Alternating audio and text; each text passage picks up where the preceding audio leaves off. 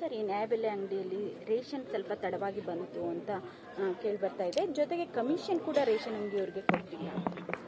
Ration ರಾಗಿ ತಡ ಏನಾಯ್ತು ಅಂದರೆ ರಾಗಿ ಪ್ರಕ್ಯೂರ್ಮೆಂಟ್ ಮಾಡುವಾಗ ಡಿಸ್ಟ್ರಿಬ್ಯೂಟ್ ಮಾಡಿಕೊಡೋದು ಅಂತ ಒಂದು ಗೌರ್ಮೆಂಟ್ ಆಫ್ ಇಂಡಿಯಾದು ಸರ್ಕ್ಯುಲರ್ ಇತ್ತು. ಈಗ ನಿನ್ನೆಯಿಂದ ಶುರುವಾಗಿದೆ. ರಾಗಿ ಕೂಡ ಕೊಡ್ತಾ ಇದ್ದಾರೆ, ಏನೂ ತೊಂದರೆ ಇಲ್ಲ. ನಿನ್ನೆ ಕೂಡ ಕೆಲವರು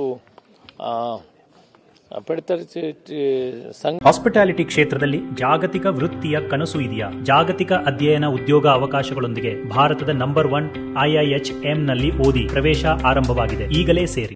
ಅಧ್ಯಕ್ಷರು ಕೂಡ ನನಗೆ ಭೇಟಿಯಾಗಿದ್ರು. ಆದಷ್ಟು ಬೇಗ ಬಿಡುಗಡೆ ಮಾಡ್ತೀವಿ, ಅವ್ರಿಗೆ ಸೇರ್ಬೇಕಾಗಿರೋ ಹಣವನ್ನು. ಸರ್, ಕ್ಯಾಬಿನೆಟ್ ಅಲ್ಲಿ ಈಗ ಇಂದಿರಾ ಆಹಾರ ಕಿಟ್ ಕೂಡ ಪ್ರಸ್ತಾವನೆ ಇದೆ.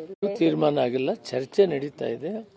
ಯಾಕಂದ್ರೆ ಅಕ್ಕಿ ನಾವು ಈಗ 10 kg ಆಗ್ತಾ ಇದೆ. ಅದರಿಂದ ಎಣ್ಣೆಕಾಳು, ಎಣ್ಣೆ ಮತ್ತು ಬೇಳೆ, ಸಕ್ಕರೆ ಇವೆಲ್ಲ ಕೊಡೋದ್ರಿಂದ ಮನೆ ಕುಟುಂಬದಲ್ಲಿ ಮಕ್ಕಳು ಮರಿಗೆಲ್ಲ ಸೌಲಭ್ಯ ಆಗ್ತದೆ. ಒಂದು ಪ್ರೋಟೀನ್ ಫುಡ್ ಕೊಟ್ಟಂಗೆ ಆಗ್ತದೆ ಅನ್ನೋ ಒಂದು ಚಿಂತನೆಯನ್ನು ನಡೆದಿದೆ. ಇನ್ನೂ ತೀರ್ಮಾನ ಮಾಡಿಲ್ಲ, ಅದು ಚರ್ಚೆಯಲ್ಲಿದೆ, ಸರ್ಕಾರದ ಮುಂದೆ ಚರ್ಚೆಯಲ್ಲಿದೆ.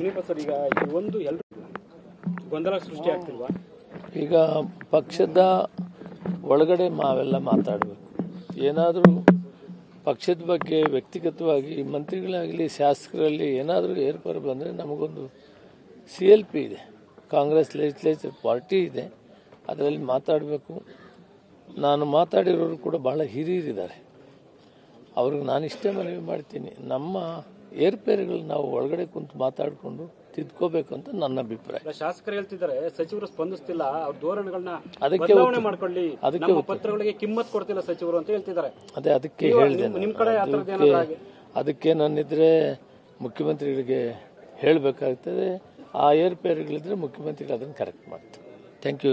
ಅದನ್ನು ಜಾಸ್ತಿ ಮಾಡಿ